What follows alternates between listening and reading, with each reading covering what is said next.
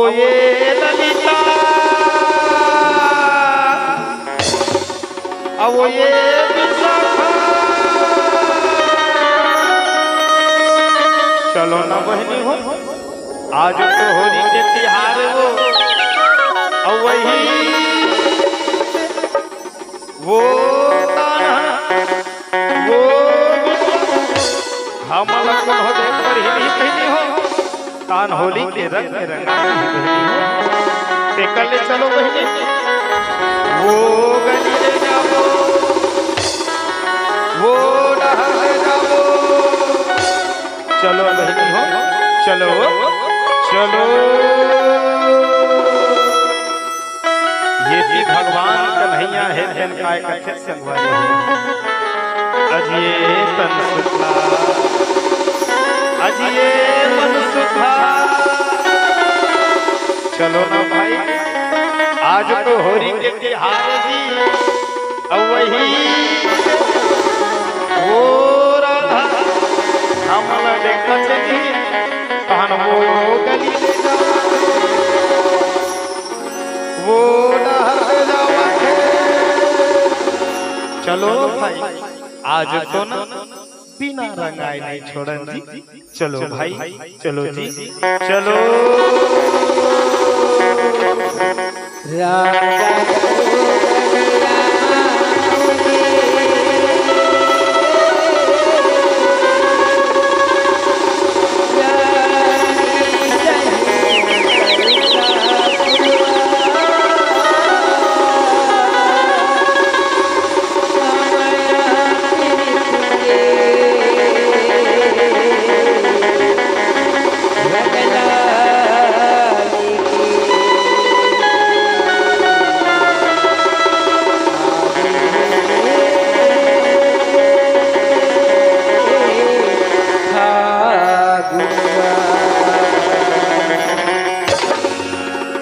गोकुल के छोरी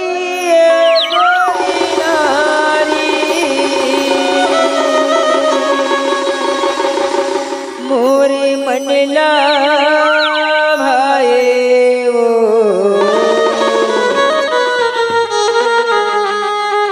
मोरे मनला भाई तोर बरलानी लाली गुलाल गोरी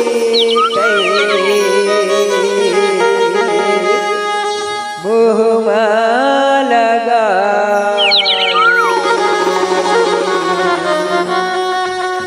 तोर बरलाने हो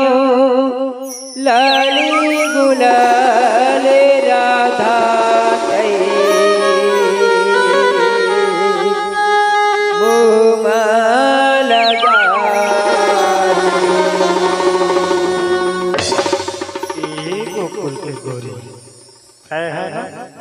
मोर मन में भागे है सो और मैं है ना तोर पर गुलाल लाने हो वो किसना है बताओ हरिया प्यूरा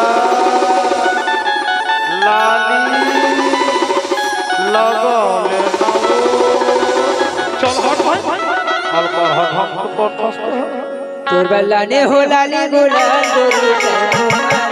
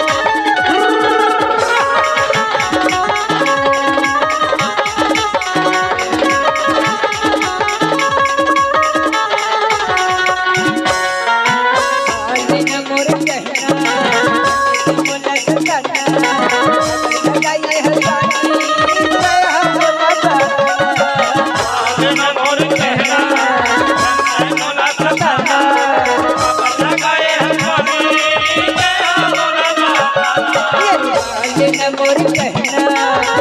से मोला सकना खबर लगाए हलवानी गया मोला प्रार्थना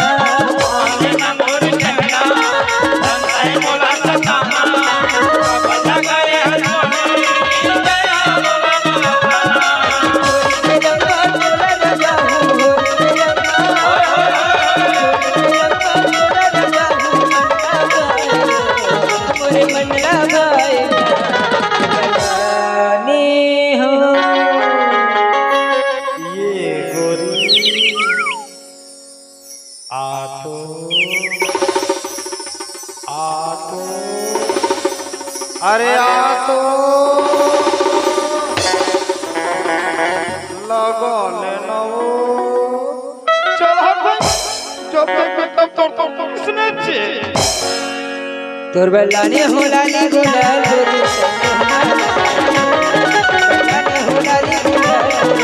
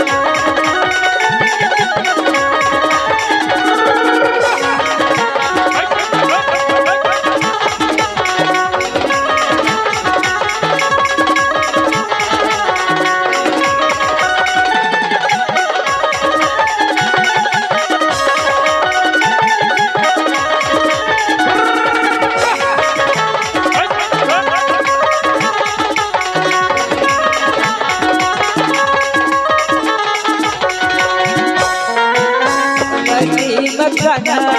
गोवत तोर मुंडारी तेरा माया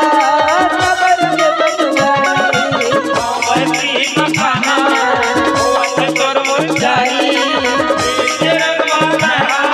खबर में बनवारी गोवती मंडवा गोवत तोर मुंडारी तेरा माया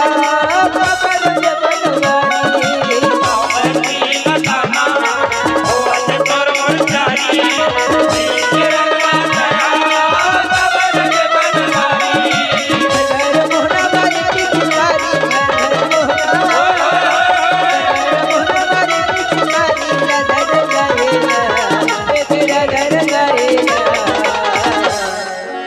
तोर बरलाने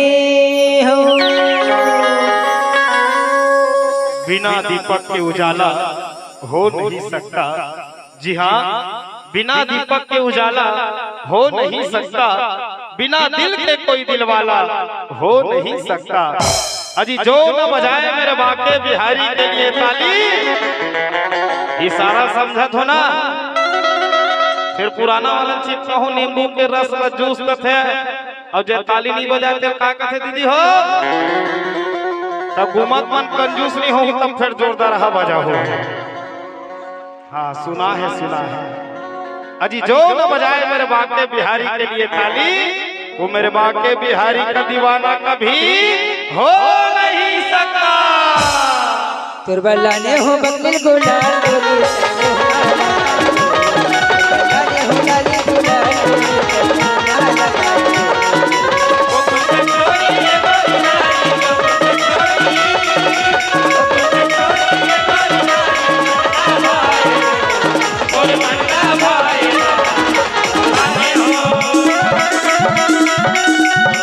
हो लाली गुलाल